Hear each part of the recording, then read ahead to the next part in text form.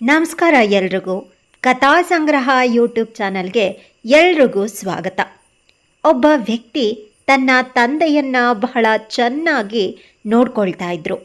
ಆತನ ತಂದೆ ಸಾಯುವಾಗ ಮಗನಿಗೆ ಒಂದು ಚಿಕ್ಕ ಪೆಟ್ಟಿಗೆನ ನೀಡಿ, ನಿನಗೆ ಅತಿಯಾದ ಕಷ್ಟ ಬಂದಾಗ ಮಾತ್ರ ಈ ಪೆಟ್ಟಿಗೆನ ತೆಗೆದು ನೋಡು ಅಂತ ಹೇಳಿರ್ತಾನೆ.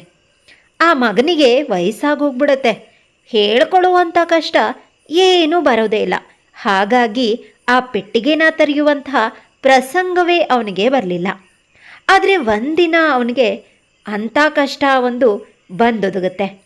ಜೀವನ ಇಡೀ ದುಡ್ದ 10 ಲಕ್ಷ ಹಣ ಇಟ್ಟ ಬ್ಯಾಂಕ್ ಮುಳುಗೋಯ್ತು ಅಂತ ವಿಷಯ ಬರುತ್ತೆ. ಸಿಕ್ಕಾಪಟ್ಟೆ ಟೆನ್ಷನ್ ಆಗಿಬಿಡ್ತಾನೆ. ಅಷ್ಟೇ ಅಲ್ಲ, ಹೊರದೇಶದಲ್ಲಿರೋ ಒಬ್ಬನೇ ಮಗ ಹೊರಟ ವಿಮಾನ ಅಪಘಾತವಾಗಿ ಆ ವಿಮಾನದಲ್ಲಿರುವವರೆಲ್ಲ ಸತ್ತೋಗಿದ್ದಾರೆ ಅನ್ನೋ ಸುದ್ದಿನೂ ಬಂದ್ಬಿಡತ್ತೆ. ಈ ಎರಡೂ ವಿಷಯ ಒಂದೇ ದಿನ ಕೇಳಿ ದಂಗಾಗೋಗ್ತಾನೆ. ಇನ್ನೆಲ್ಲ ಮುಗ್ದೋಯ್ತು, ತಾನು ಯಾಕೆ ಬದುಕಿರಬೇಕು, ವಿಷ ಕುಡಿಯೋಣ ಅಂತ ಅಂದ್ಕೊಳ್ತಾನೆ.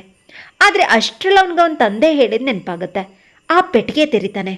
ಅದರಲ್ಲಿ ಮಾಸಿದ ಅಕ್ಷರದಲ್ಲಿ ಈ ರೀತಿ ಬರೆದಿರತ್ತೆ, ಇದು ಕೂಡ ಮುಗ್ದು ಹೋಗುತ್ತೆ ಅಂತ.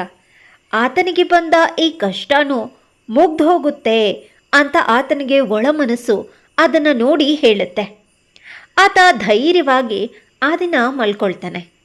ಸತ್ ಹೋದ ಅಂತ ತಿಳ್ಕೊಂಡಂತಹ ಮಗ ಸುರಕ್ಷಿತವಾಗಿ ಮರುದಿನ ಮನೆಗೆ ಬರ್ತಾನೆ.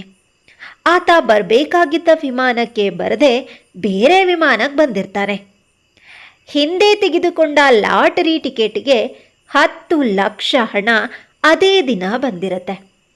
ಆಗ ಅವನಿಗನ್ಸುತ್ತೆ, ನಿನ್ನೆ ನಾನೇನಾದರೂ ವಿಷ ತಗೊಂಡು ಸತ್ತೋಗ್ಬಿಟ್ಟಿದ್ರೆ ಅಯ್ಯಯ್ಯೋ ಅನ್ಯಾಯವಾಗಿ ಸತ್ತೋಗ್ಬಿಡ್ತಿದ್ನಲ್ಲ ಅಂತ.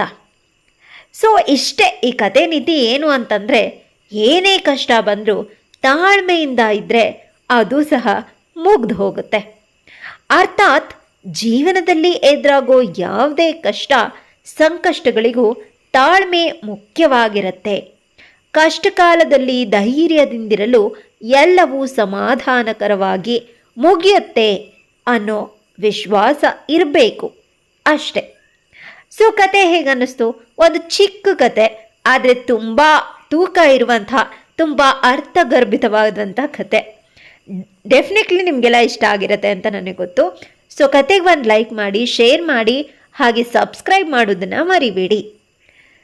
ಮೀಟ್ ಮಾಡೋಣ ಮತ್ತೊಂದು ಹೊಸ ಕತೆ ಜೊತೆಗೆ. ಅಲ್ಲಿವರೆಗೂ ಟೇಕ್ ಕೇರ್, ಬಾಯ್.